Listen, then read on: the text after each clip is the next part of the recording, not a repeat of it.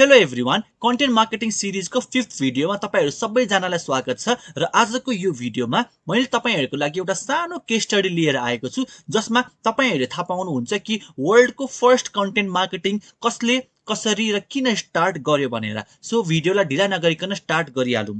150 वर्ष अगाडि American फार्मर्सले agriculture सेक्टरमा एउटा ठूलो प्रब्लम फेस गरिरहेको थियो। त्यो प्रब्लम भनेको चाहिँ उनीहरुको सोइल राम्रोसँग फर्टाइल थिएन। त्यो सोइल फर्टाइल नभएको कारणले उनीहरुले राम्रोसँग एग्रिकल्चर गर्न पाइरहेको थिएन र त्यो अमेरिकन फार्मर्सको प्रब्लमलाई सल्भ गर्नको लागि एउटा ब्ल्याक स्मिथ आयो र त्यो ब्ल्याक स्मिथको नाम थियो जोन डियर। जोन डियरले यस्तो काइन्ड अफ प्रोडक्टहरु लन्च गर्यो। त्यो प्रोडक्टले एभ्री अमेरिकन फार्मर्सको त्यो प्रब्लमलाई सल्भ गर्न सक्थ्यो र त्यो प्रोडक्ट भनेको चाहिँ स्क्रिनमा देख्न सक्नुहुन्छ यस्तो खालको ट्र्याक्टर्सहरु थियो र साथसाथै अरु फार्मिङको इक्विपमेन्ट्सहरु पनि थियो।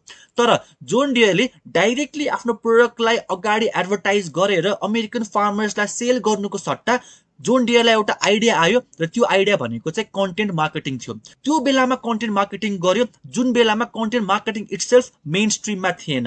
मान्छेहरुलाई थाहा थिएन कन्टेन्ट मार्केटिङ भनेको के हो भनेर। मान्छेहरुले जस्ट पब्लिकेसनमा आफ्नो एडभर्टाइजमेन्ट दिइरहेको थियो, त्यसरी उनीहरुले रेभेन्यू जेनेरेट गरिरहेको थियो। तर जोन डियरले अलिकति नयाँ स्ट्र्याटेजी लगायो र कन्टेन्ट मार्केटिङमा फोकस गर्यो। त्यो समयमा कन्टेन्ट मार्केटिङबाट चाहिँ एउटा रेभोल्युसन नै क्रिएट गर्यो एग्रिकल्चर र मार्केटिङमा। तर अनफर्चुनेटली उसले त्यो रेभोल्युसनलाई विटनेस गर्न पनि पाएन, किनभने त्यो भन्दा अगाडि नै उसको चाहिँ डेथ भयो। त्यो प्रोडक्टहरु सेल गर्नको लागि जोन डियरले 1895 मा द फरो म्यागजिन भनेर स्टार्ट गर्यो र त्यो म्यागजिनको गोल के थियो त भन्दाखेरि चाहिँ the magazine focused on educating farmers about the latest advancement in the field and also shared a solution to the problem that existed then. म्यागजिनले कम्प्लिटली कन्टेन्ट मार्केटिङमा फोकस गर्यो। उनीहरुले आफ्नो प्रोडक्ट सेल गर्नु भनेको त्यो सेकेन्डरी कुरा थियो। प्राइमेरी कुरा भनेको चाहिँ उनीहरुले चाहिँ अमेरिकन फार्मर्सले के प्रब्लम फेस गरिरहेको थियो त्यो प्रब्लमलाई सल्भ गर्न खोज्यो। त्यो गर्नको लागि चाहिँ उनीहरुले चाहिँ त्यो फार्मर्सलाई एजुकेट गर्न स्टार्ट गर्यो अबाउट द लेटेस्ट एडभान्समेन्ट। अहिलेको समयमा पनि कतिजना मान्छेहरुले चाहिँ ट्रेडिसनल वेमा काम गरिरहेको थियो फार्मिङ गर्ने बेलामा र जोन डियरले चाहिँ नयाँ नयाँ लेटेस्ट एडभान्समेन्टहरु के आएको छ त्यसको प्रयोग कसरी गर्न सकिन्छ र त्यो कुराहरु शेयर गर्न थाल्यो जसले चाहिँ अमेरिकन फार्मर्सलाई चाहिँ एग्रिकल्चरमा एकदम धेरै हेल्प हुन थाल्यो र उसले यस्तो यस्तो टाइप अफ सोलुसन्सहरु शेयर गर्थ्यो, इन्फर्मेसन या कन्टेन्ट शेयर गर्थ्यो जसले त्यो बेलामा त्यो फार्मर्सहरुले जुन प्रब्लम फेस गरिरहेको थियो त्यसको सोलुसन दिने काम गर्थ्यो। सो त्यो थियो द फरो म्यागजिनको काम। जोन डियरको द फरो म्यागजिनलाई एपिटम अफ कन्टेन्ट मार्केटिङ पनि भनिन्छ, यानी कि कन्टेन्ट मार्केटिङको एउटा ठूलो example.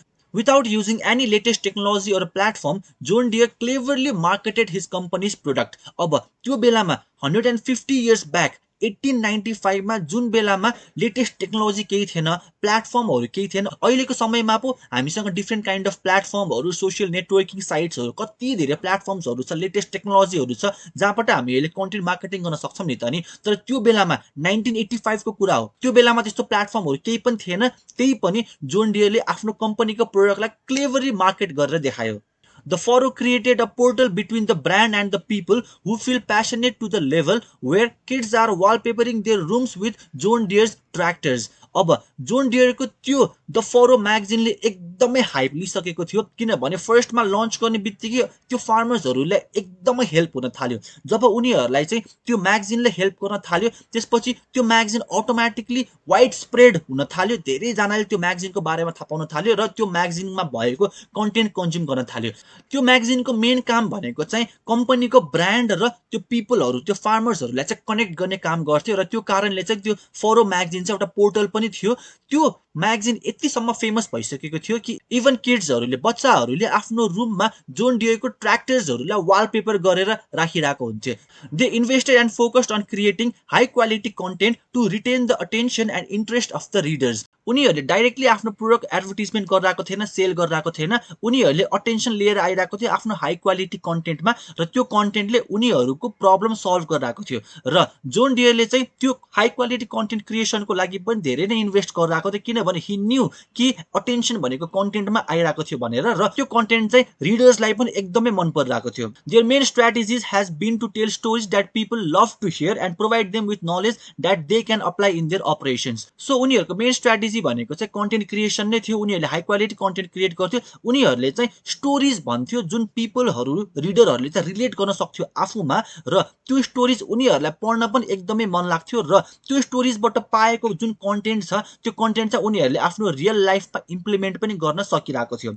Today the furrow is published in 4 languages across 115 countries. It has expanded its reach to web magazines and social networking websites. 1895 मा स्टार्ट गरेको द फरो म्यागजिन अहिलेको समयमा 4 वटा ल्याङ्ग्वेजमा प्रिन्ट भइरहेको हुन्छ र 115 वटा कन्ट्रिजमा डिस्ट्रिब्युट भइरहेको हुन्छ। त्यति मात्र नभएर फरो म्यागजिन अहिले चाहिँ वेब प्लेटफर्महरुमा आइसकेको छ। उनीहरूको सोशल नेटवर्किङ वेबसाइट्सहरुमा चाहिँ उनीहरूले चाहिँ आफ्नो त्यो फरो म्यागजिनलाई पब्लिश गर्न स्टार्ट गरिसकेको छ। सो त्यो बेलामा स्टार्ट गरेको म्यागजिन अहिलेको समयमा पनि वन्डर्स क्रिएट गरिरहेको छ आफ्नो रिडर्सहरुलाई।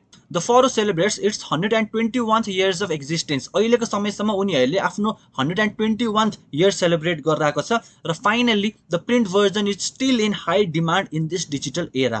अहिलेको समयमा पनि फरो म्यागजिनको डिमान्ड एकदम हाई छ। मान्छेहरू डिजिटल एरामा भए पनि त्यत्रो डिमान्ड गरिरहेको छ यो म्यागजिनको लागि। सो आई थिंक तपाईहरुले पनि बुझ्नुभयो होला कि जोन डियरले कसरी आफ्नो कन्टेन्ट मार्केटिङ स्ट्राटेजीलाई इम्प्लिमेन्ट गर्यो भनेर। जुन बेलामा कन्टेन्ट मार्केटिङ भनेर पनि थिएन त्यो बेलामा जोन डियरले कन्टेन्ट मार्केटिङ गरेर देखायो र कन्टेन्ट मार्केटिङको मेन उद्देश्य भनेको उसले आफ्नो अडियन्सको त्यो अमेरिकन फार्मर्सको प्रब्लम सल्भ गरिरहेको थियो र त्यहाँबाट अटेन्सन लिएर आएर आफ्नो प्रोडक्ट्सहरु सेल गरिरहेको थियो। यदि तपाईलाई यो भिडियो भ्यालुएबल लाग्यो, तपाईले यसबाट केही नयाँ इन्साइट पाउनु भयो भने भिडियोलाई लाइक र कमेन्ट पनि गर्नु होला। Thank you so much for watching this video. See you on the next video.